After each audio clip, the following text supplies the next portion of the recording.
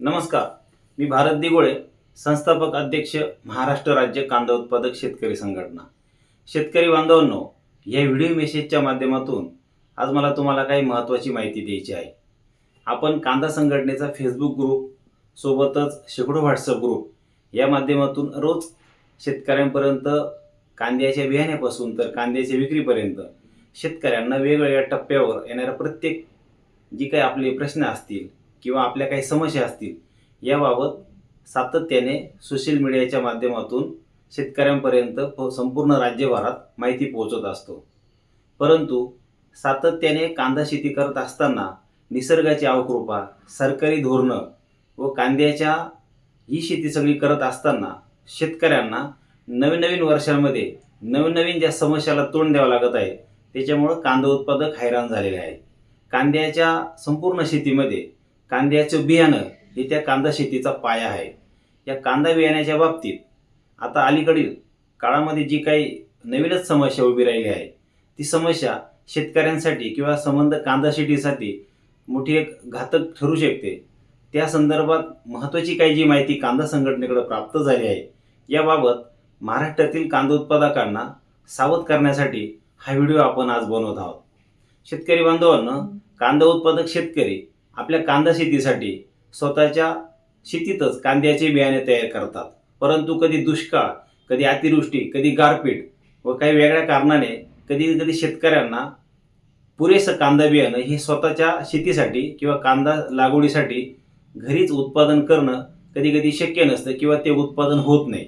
अशा वेळेस शेतकरी इतर कांदा बियाणे जे उत्पादक आहे यांच्याकडून हे कांदा बियाणे खरेदी करतात किंवा कांदा बियाण्याच्या ज्या काही महाराष्ट्रात असलेल्या कंपन्या असतील या कंपन्यांचं बियाणे विविध विक्रेते किंवा दुकानदार किंवा काही डीलर असतील, काही एजंट असतील यांच्यामार्फत खरेदी करतात. परंतु हे कांदा बियाणं खरेदी करत असताना शेतकरी सगळ्या क्षेत्रातील, मग शेतकरी राजकारणी असतील किंवा इतर सर्व घटक असतील, शेतकरी नेहमीच सर्वांवरती विश्वास ठेवतो. कारण शेतकरी स्वतःचे एक विश्वासू मोठा समूह असल्याने शेतकऱ्यांचा प्रत्येकावरती डोळे झाकून विश्वास असतो. परंतु ह्याच शेतकऱ्यांच्या भोळेपणाचा, भाबडेपणाचा अनेकांकडून गैरफायदा घेतला जातो.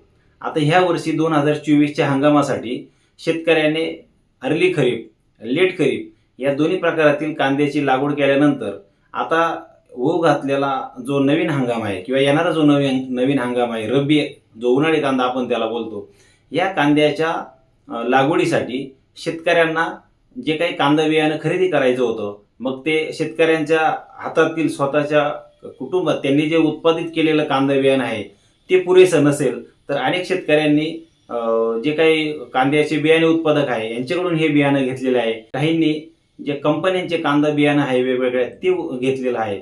आणि असं होत असताना आता हे कांदा बियाणं जेव्हा शेतकऱ्यांना याची जी टंचाई आहे याची कुठेतरी चावल लागल्यानंतर अचानक अनेक काही कंपन्यांनी म्हणा किंवा काही विक्रेत्यांनी किंवा काही एजंटांनी याच्यामध्ये कांद्याच्या बियाण्याचे रेट आहे हे जास्त लावलेले आहे.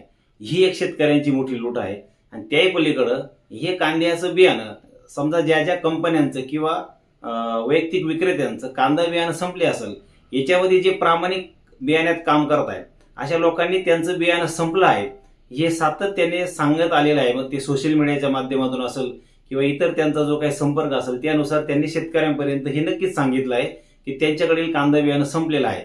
परंतु आता ह्या वर्षी एक नवीनच प्रकार लक्षात आला आहे की गेल्या 3-4 दिवसापूर्वी जे वेगवेगळ्या कंपन्या आहेत त्याच्यापैकी एक राही नॅचरल सीड्स ही जी कंपनी आहे जिचं काम साताऱ्यातून चालतं, ह्या राही नॅचरल सीड्सच्या जे काही बियाणं होतं त्यांचं जितकं बियाणं उत्पादित त्यांनी केलं होतं, पॅकिंग केलं होतं आणि ते बियाणं त्यांनी जे महाराष्ट्रात असेल किंवा इतर ठिकाणी त्यांनी जो सप्लाय केला त्यांचं बियाणं हे संपल्यानंतर त्यांच्याच ब्रँडचा वापर करून त्यांचंच एकदम त्याचे डुप्लिकेशन करून कांद्याचं बियाणं राही नॅचरल सीड्सचं आहे असं त्याची पॅकिंग करून ते बियाणं बाजारात विकलं किंवा बाजारात शेतकऱ्यांना विकलं जात आहे. याच्यातून शेतकऱ्यांची मोठी फसवणूक होत आहे. कारण कांद्याचं जे बियाणं आहे हे शेतकऱ्यांकडे डुप्लिकेट जाणं किंवा बोगस बियाणं जाणं हे कांदा शेतीतलं सर्वात मोठं धोका आहे. कारण कांद्याचा जो पाया आहे शेतीचा हाच बियाण्यावर आहे हे सुरुवातीलाच मी तुम्हाला सांगितलं. तर त्यानुसार आता राही नॅचरल सीड्सचं किंवा इतर काही कंपन्यांचं असं झालंय की काय याचं धोका आहे, हा शेतकऱ्यांना मोठा धोका आहे. तर कुठल्याही जे काही बियाण्यामध्ये बोगसगिरी होत असेल तर याची सर्वस्वी जी जबाबदारी आहे ही जबाबदारी कृषी विभाग आणि राज्य सरकारची आहे. कारण राज्य सरकारने शेतकऱ्यांना कृषी निविष्ठा, मग त्याच्यामध्ये खते असतील, औषधे असतील, बी बियाणे असेल, हे कुठल्याही प्रकारे फसवणूक शेतकऱ्यांची होणार नाही. कारण शेतकरी जेव्हा त्यांची शेती करतात त्यावेळेस त्यांना ज्या कृषी निविष्ठा लागतात त्या घेण्यासाठी खतं, औषधं, बियाणं व बाकीच्या ज्या काही शेतीसाठी, कांदा शेती असेल किंवा इतर कुठल्या शेतीसाठी ज्या काही गोष्टी लागतात त्या विश्वासाने खरेदी करतात. याच्यामध्ये जे दुकानदार असतील, जे विक्रेते असतील, जे एजंट असतील, त्यांनी शेतकऱ्याची फसवणूक करू नये किंवा केली नाही पाहिजे. परंतु अगदी थोड्याशा लोभापायी ज्यांनी हे कृत्य केलेलं आहे आणि शेतकऱ्यांना बोगस बियाणे विकण्याचं पाप केलं आहे, यांचा जो शोध आहे तो कृषी विभागाने घेतला पाहिजे. त्याच्यानंतर कायदा व सुव्यवस्था राखणाऱ्या पोलीस विभागानं याचं जे सूत्रधार आहे आणि या कांद्याच्या बियाण्याची बोगसगिरी करणारे यांचा शोध घेतला पाहिजे. राही नॅचरल सीडचे जे प्रतिनिधी आहे त्यांनी 2 दिवसापूर्वी कांदा संघटनेच्या माध्यमातून आमची भेट घेतली. त्यांनी हे कृषी विभागाकडे रितसर लेखी तक्रार केलेली आहे. संबंधित ज्या कोणी बोगस बियाण्याची पॅकिंग केली, विक्री केली, त्यांच्या विरोधात गुन्हाही त्यांनी पोलिसात दाखल केला आहे. पण याच्या मुळापर्यंत संबंधित कृषी विभागाने व पोलीस विभागाने जाणं गरजेचं आहे. आणि शेतकऱ्यांची फसवणूक करण्याची संपूर्ण महाराष्ट्रात काय पण देशामध्ये कांदा उत्पादक शेतकऱ्यांची फसवणूक करण्याची कोणाची हिंमत झाली नाही पाहिजे. अशा पद्धतीची कारवाई प्रशासनाकडून आणि सरकारकडून होणं गरजेचं आहे. आणि त्याही पलीकडं शेतकरी बांधवांनी आपली फसवणूक होऊ नये म्हणून एकत्रितरित्या जो सुरुवातीला आम्ही मागच्या अनेक वर्षांपासून कांद्याच्या बियाण्याबाबतीत शेतकऱ्यांना आजही कांदा संघटनेकडून हीच सूचना आहे की आपण आपल्या शेतीसाठी, कांद्या शेतीसाठी जे काही बियाणं लागतंय हे आपल्या शेतातच तयार केलं पाहिजे. परंतु ज्या शेतकऱ्यांना घरगुती बियाणं तयार करण्यास काही अडचण येत असेल अशा शेतकऱ्यांनी यापुढील काळात सामूहिकरित्या ह्या कांद्याच्या बियाण्याची खरेदी करणं गरजेचं आहे. कुठल्याही प्रकारे आपली फसवणूक झाली नाही पाहिजे. कारण कांदा शेतीचं 1 वर्ष वाया गेलं तर आपल्या मागील 1 वर्षाचं उत्पन्न आणि पुढील 1 वर्षाचं उत्पन्न असं 3-3 वर्ष आपले वाया जातात. याच्यावर संपूर्ण आळा बसवण्यासाठी महाराष्ट्र राज्य कांदा उत्पादक शेतकरी संघटना सतत सोशल मीडियाच्या माध्यमातून, वृत्तपत्राच्या माध्यमातून, युट्यूबच्या माध्यमातून, वेगवेगळ्या माध्यमातून, फेसबुकच्या माध्यमातून शेतकऱ्यांना जागरूक करत आलेले आहे. त्याही पलीकडं अजूनही आपली जी काही फसवणूक होत असेल ही फसवणूक यापुढील काळात शून्य करायची असेल किंवा पूर्णपणे थांबवायची असेल तर शेतकऱ्यांनी कांदा संघटनेच्या नेतृत्वाखाली जास्तीत जास्त संख्येने संघटित होणं गरजेचं आहे. आणि बोगस बियाणं जे आहे हे आपल्या घरापर्यंत, आपल्या शेतापर्यंत येणार नाही याची आपणही खबरदारी घ्यायची आहे. आणि ज्या कोणी कंपन्या असतील मग त्याच्यामध्ये आता हा राईचा जो मुद्दा आहे, राई नॅचरल सीडचा, हा आपल्या निदर्शनास आला आहे. पण अनेकही कंपन्या आहे ज्या बाजारामध्ये कांद्याचं बियाणं पॅकिंग करतात, उत्पादित करतात आणि विकतात.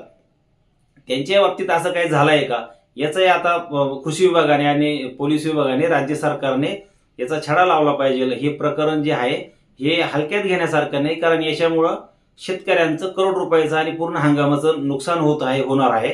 या संपूर्ण प्रकारावरती कांदा उत्पादक शेतकऱ्यांना यापुढील काळामध्ये कांद्याच्या बियाण्याच्या बाबतीत कुठल्याही प्रकारची फसवणूक होणार नाही यासाठी कांदा उत्पादक संघटना खंबीरपणे शेतकऱ्यांच्या पाठीशी उभी आहे. शेतकऱ्यांनी आपली जर फसवणूक झाली असेल तर कांदा उत्पादक शेतकरी संघटनेचा व्हॉट्सअप क्रमांक 7798186487.